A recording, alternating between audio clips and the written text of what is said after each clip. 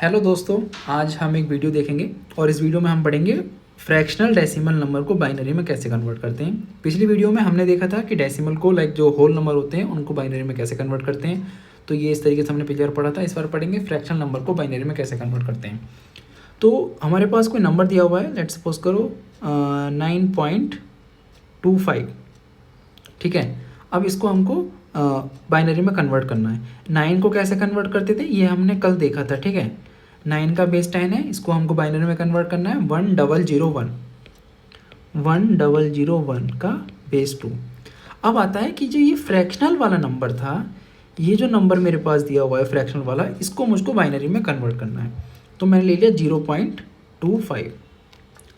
अब देखो एक बात विशेष ध्यान से सुनना, जब मेरा फ्रैक्शनल वाले पार्ट को कन्वर्ट करना है उसको 2 से मल्टीप्लाई करते रहो।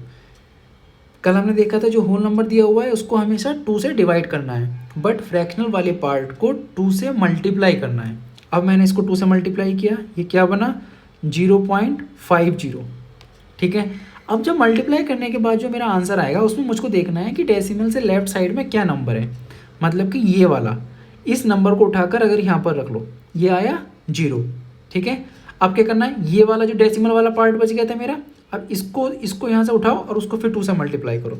लाइक 0.50 इंटू 2, ये क्या बनेगा 1.00।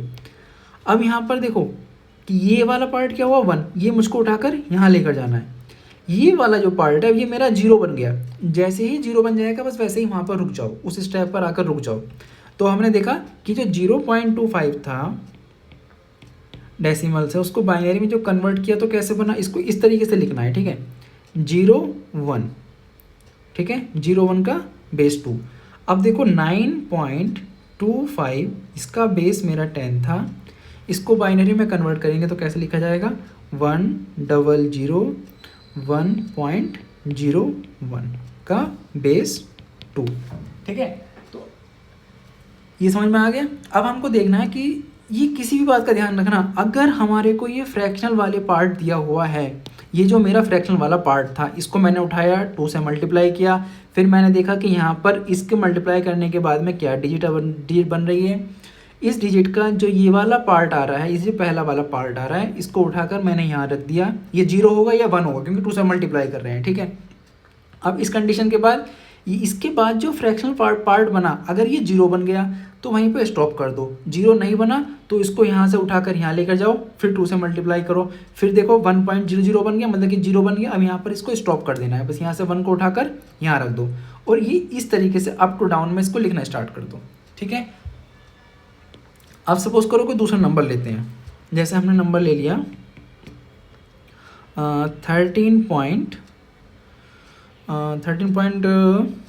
लेट्स सपोज करो हमने नंबर ले लिया इसका 1.2, ठीक है, ये लेते हैं, चलो ठीक है। अब 13 को डिवाइड करना स्टार्ट करो। 13 को बनाएंगे 2 6 12, 1 रिमाइंडर, 2 3 जा 6 रिमाइंडर 0, 2 1 जा 2 रिमाइंडर 1। ये कैसे लिखा गया 1101। 13 का बेस 10, 1101 का बेस 2। अब हमने उठाया इसके बाद ये वाला पार्ट, फ्रैक्शन वाला पार्ट, ठीक है। 0.12 इंटू 2 से मल्टीप्लाई किया, ये क्या बना 0.24। यहाँ पर क्या आया 0। इस तरीके से 0.24 इंटू 2, ये क्या बना 0.48। ये क्या आया 0। 0.48 इंटू 2, ये क्या बनेगा 96, ठीक है। यहाँ 0 आया, 0 हमने यहाँ लिख दिया। अब देखो यहाँ पर क्या है फ्रैक्शनल पार्ट 0.96 इंटू 2 से मल्टीप्लाई किया, 2 6 जा 12, 2 9 जा 18, 19, मतलब कि 1.92, ठीक है। अब ये जो 1 आएगा, ये 1 यहाँ लिखा जाएगा, ध्यान रखना, ये वाला 1 यहाँ लिखा जाएगा। इसके बाद जो ये नंबर है 0.92, 0.92 इंटू 2 से मल्टीप्लाई करो, 2 2 जा 4, 2 9 जा 18, 1.84।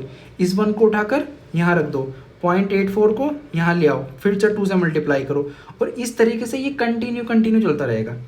मैं इसको ज़्यादा लंबा नहीं कर रहा, वो आप कर लेना, पता नहीं टर्मिनेट होगा या नहीं होगा। कई बार होता है कि टर्मिनेट नहीं भी हो तो जस्ट डॉट लगा के छोड़ दो। तो इसका आंसर क्या होगा, देखो 13.12 का बेस 10, मैंने इसको कन्वर्ट किया 1101 0.00011, मुझे नहीं पता कहाँ तक जाएगा, वो आप देख लेना, बट इस तरीके से इसका बेस 2। तो मेरा मेन पार्ट इसमें ये समझाना था कि जो फ्रैक्शन वाला पार्ट होता है उसको डेसिमल में कैसे कन्वर्ट करते हैं। तो ध्यान रखना, लेफ्ट साइड वाले को 2 से कंटिन्यू डिवाइड करते रहो, और जो राइट साइड वाला नंबर होता है डेसिमल के बाद में उसको डायरेक्ट 2 से मल्टीप्लाई करते रहो इस तरीके से। और ये ध्यान रखना, कभी कभी जो नंबर को आप मल्टीप्लाई करोगे ना तो वो इस तरीके से यहाँ 1 तक पहुँच जाएगा। तो हमको यहाँ पे 1 को तो यहाँ रख दिया, जब मल्टीप्लाई करनी है ना तो ये जो रिमेनिंग वाला पार्ट है, फ्रैक्शन वाला पार्ट, इसको मल्टीप्लाई करना, ये ध्यान रखना, बहुत ज़रूरी चीज़ है। चलो दोस्तों, आज के लिए इतना ही काफ़ी है। Thank you. अभी तक आपने मेरी वीडियो देखी उसके लिए आपका बहुत बहुत शुक्रिया यार।